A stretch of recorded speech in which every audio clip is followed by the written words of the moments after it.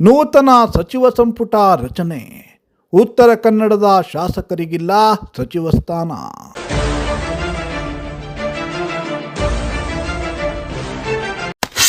ನಾಲ್ಕು ಶಾಸಕರನ್ನು ಕೊಟ್ಟರೂ ಡಿಕೆಶಿಯ ಮೊದಲ ಕ್ಯಾಬಿನೆಟ್ನಲ್ಲಿ ಜಿಲ್ಲೆಗೆ ನಿರ್ಲಕ್ಷ್ಯ.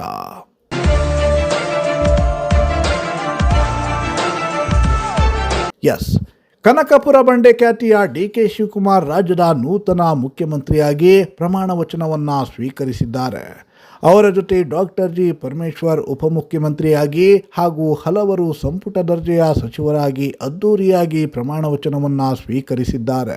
ಹೊಸ ಸರ್ಕಾರದ ಉದಯದಿಂದ ರಾಜ್ಯಾದ್ಯಂತ ಸಂಭ್ರಮ ಮನೆ ಮಾಡಿದ್ದರೆ, ಇತ್ತ ಕರಾವಳಿಯ ಹೆಬ್ಬಾಗಿಲು ಉತ್ತರ ಕನ್ನಡ ಜಿಲ್ಲೆಯಲ್ಲಿ ಮಾತ್ರ ಯಾರೊಬ್ಬ ಶಾಸಕರಿಗೂ ಸಚಿವ ಸ್ಥಾನ ಸಿಗದೇ ಇರುವುದು ಜಿಲ್ಲೆಯ ಜನರಿಗೆ ಬೇಸರ ತರಿಸಿದೆ.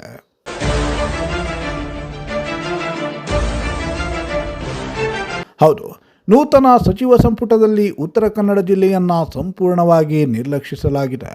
ಭೌಗೋಳಿಕವಾಗಿ ಅತ್ಯಂತ ದೊಡ್ಡದಾದ 12 ತಾಲೂಕುಗಳನ್ನು ಹೊಂದಿರುವ ಸಮೃದ್ಧ ಜಿಲ್ಲೆಗೆ ಡಿಕೆಶಿ ಮೊದಲ ಕ್ಯಾಬಿನೆಟ್ನಲ್ಲಿ ಶೂನ್ಯ ಪ್ರಾತಿನಿಧ್ಯ ಸಿಕ್ಕಿದೆ.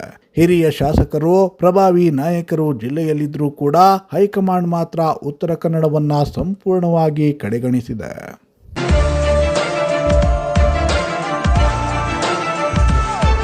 ಜಿಲ್ಲೆಯಲ್ಲಿ ಹಿರಿಯ ನಾಯಕ ಆರ್.ವಿ. ದೇಶಪಾಂಡೆಗೆ ಡಿಕೆಶಿ ಮೊದಲ ಕ್ಯಾಬಿನೆಟ್ನಲ್ಲಿಯೇ ಸಚಿವ ಸ್ಥಾನ ಸಿಗಬಹುದು ಎನ್ನುವ ನಿರೀಕ್ಷೆ ಇತ್ತು.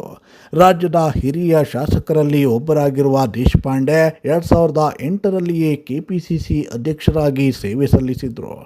ಆದರೆ ಇಂತಹ ಹಿರಿಯ ನಾಯಕನನ್ನ ಕೂಡ ಹೈಕಮಾಂಡ್ ಕಡೆಗಣಿಸಿದೆ.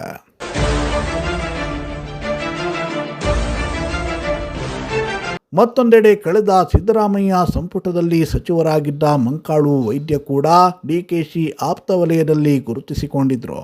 ಇವರಿಗಾದರೂ ಡಿಕೆಶಿ ಕ್ಯಾಬಿನೆಟ್ನಲ್ಲಿ ಚಾನ್ಸ್ ಸಿಗುತ್ತೆ ಅಂತ ಭಾವಿಸಲಾಗಿತ್ತು. ಆದರೆ ಮಂಕಾಳು ವೈದ್ಯಗೂ ಭಾರಿ ನಿರಾಸೆಯಾಗಿದೆ. ಇತ್ತ ತಮ್ಮ ನಾಯಕರಿಗೆ ಈ ಅವಧಿಯಲ್ಲಾದರೂ ಸಚಿವ ಸ್ಥಾನ ಸಿಗಬಹುದು ಅನ್ನೋ ನಿರೀಕ್ಷೆಯಲ್ಲಿದ್ದ ಭೀಮಣ್ಣ ನಾಯಕ್ ಹಾಗೂ ಸತೀಶ್ ಶೈಲ್ ಅಭಿಮಾನಿಗಳಿಗೂ ಬೇಸರವಾಗಿದೆ.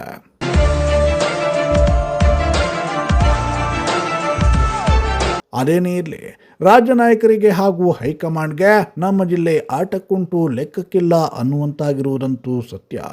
ಚುನಾವಣೆ ಸಂದರ್ಭದಲ್ಲಿ ಬಂದು ನಮ್ಮ ಮತಗಳಿಗಾಗಿ ಅಂಗಲಾಚುವ ಎರಡೂ ಪಕ್ಷದ ನಾಯಕರು ಗೆದ್ದ ಮೇಲೆ ಮಾತ್ರ ನಮ್ಮ ಜಿಲ್ಲೆಯನ್ನು ಮರೆತು ಬಿಡುತ್ತಾರೆ.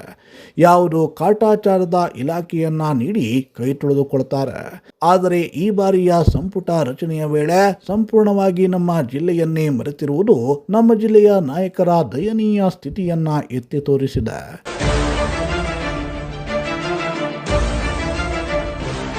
Bureau report, Sirsi news.